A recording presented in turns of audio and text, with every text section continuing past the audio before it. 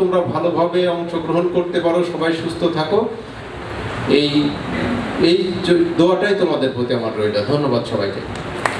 করবে মোহাম্মদ আনোয়ার হোসেন স্যার।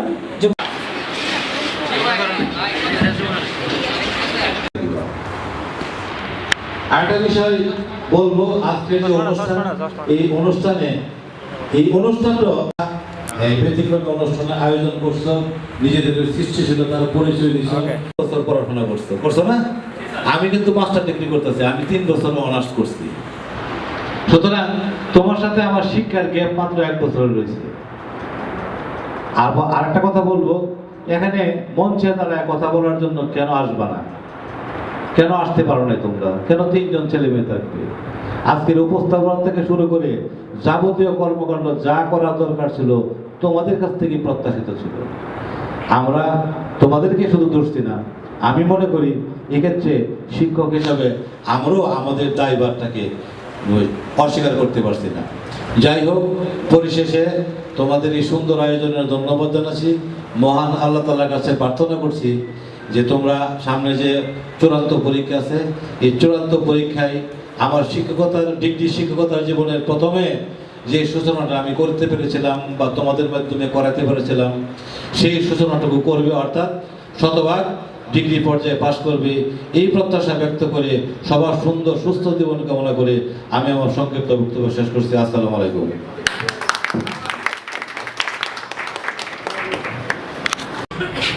তোমরা নিজেদেরই অর্থায়নে যে চমৎকার আয়োজন করেছো, আসলে এটা ব্যতিক্রম একটা আয়োজন যা কলেজের জন্য স্মরণীয় হয়ে থাকবে।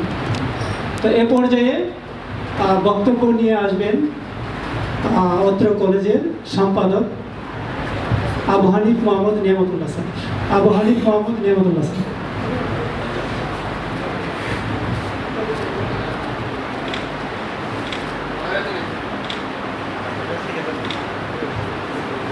রহমানির রহিম। ওয়ালাল আখিরাতু খায়রুল লাকা মিনাল উলা। ফিরোজ মিয়া সরকারি কলেজ ডিগ্রি 3rd ইয়ারের আজকের ওয়েলফেয়ার তথা বিদায়ী অনুষ্ঠান উপলক্ষে আজকের এই অনুষ্ঠানে সম্মানিত অত্র কলেজের অধ্যক্ষ মহোদয়, মঞ্চে উপবিষ্ট আমার শ্রদ্ধাভাজন শিক্ষক মণ্ডলী, যাদেরকে নিয়ে আজকের আয়োজন, আমার সামনে উপবিষ্ট প্রিয় শিক্ষার্থীরা, আসসালামু আলাইকুম ওয়া রাহমাতুল্লাহি ওয়া বারাকাতুহু। মহান আল্লাহ তাআলার শুকরিয়া আদায় করি, যিনি আমাদেরকে একটি সুন্দর আয়োজন করার তৌফিক দিয়েছেন, মানসিকতা দিয়েছেন। সেজন্য হৃদয় ভরে তার কাছে মাথা নত করে উচ্চারণ করি আলহামদুলিল্লাহ। তো সময় তো একেবারে কি বলে ছুঁই করছে, আমরা কখন বাড়ি যাব এই নিয়ে অনেকেরই হয়তো কি বলে একটু তাড়াহুড়া নিঃসন্দেহে আছে। সেজন্য আমি আমার কথাটাকে একেবারে শর্ট বা সংক্ষিপ্ত করার চেষ্টা করব। প্রথম আমার কথা হলো তোমাদের প্রতি যে আনোয়ার স্যার আমার কথার অনেকটাই টেনে এনেছেন যে আমি 99 সনে তাও ডিগ্রির শিক্ষক হিসাবে নিয়োগ, তখন আমরা যাদেরকে পেয়েছিলাম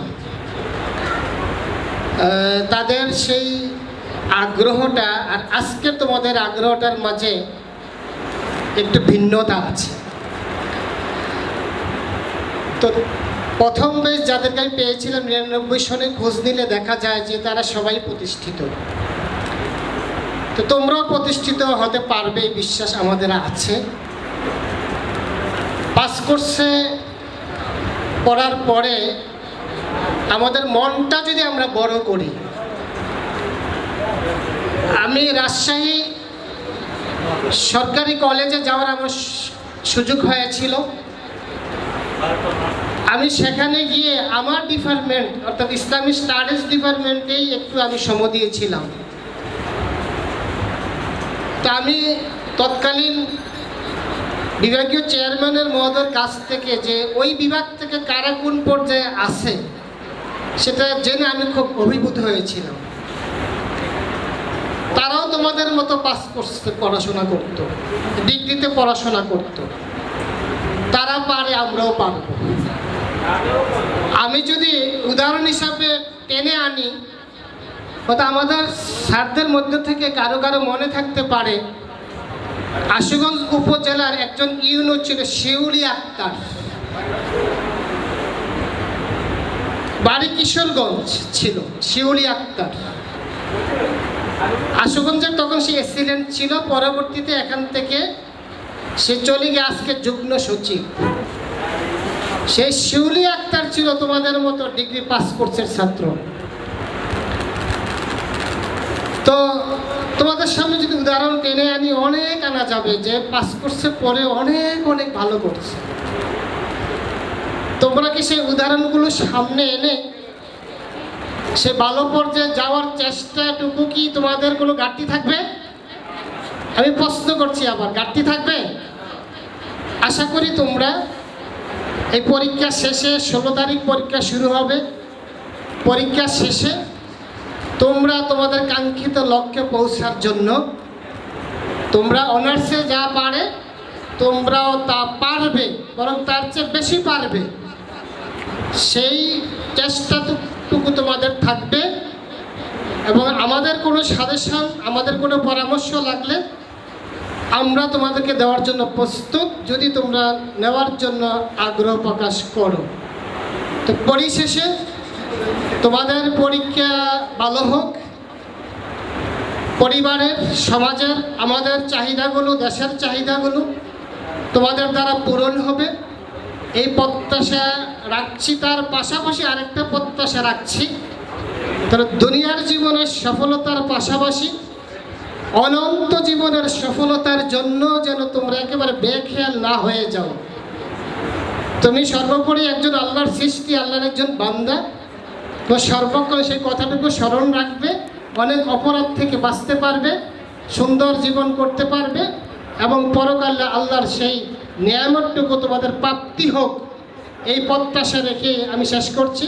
আসসালামু আলাইকুম ওয়া রাহমাতুল্লাহ।